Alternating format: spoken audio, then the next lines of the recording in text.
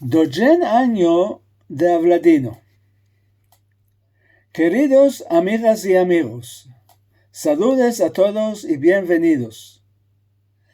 Antes 12 años terminé de laborar, pensé que ya vino el tiempo de reposar.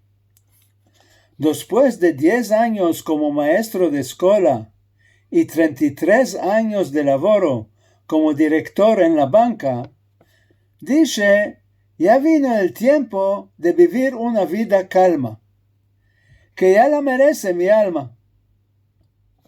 No sé cómo, un día, sin que tenga entino, y sin estar borracho de vino, me topé en el camino del Congreso Internacional de Ladino.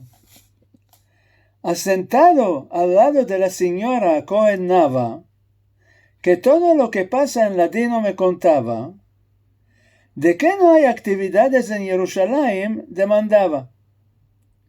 Y cómo esto se puede hacer, me aconsejaba. Este modo torné a mis recuerdos, a mis padres y abuelos, a mis costumbres pedridos, a los guisados y la lengua con refranes verdaderos. De aquel día en delante, durante 12 años, hicimos tadradas de cantes, paseos y teatros. Afilo a nuestro querido Yitzhak Navon le cumplimos 94 años. Hoy con bueno estamos abriendo el 12 año de Avladino. Encuentros graciosos de amigo y vecino,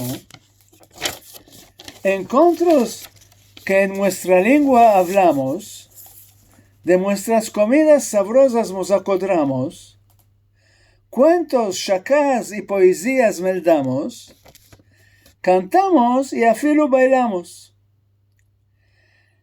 En los años pasados hicimos otros proyectos valorosos en favor de nuestros chicos preciosos. El uno aconteció en la escuela Efrata, con elevos de la segunda clase. De nuestros antepasados se acordaron, la expulsión y la inquisición se empezaron, de nuestra hermosa lengua gustaron, y a la fin del año un pies maravilloso jugaron, que a nosotros nos encantaron. Otro proyecto a WhatsApp es basado, que entre los mancebos es muy famado. Cada día se mete refrán y cuento, se embesa ladino sin hierbo.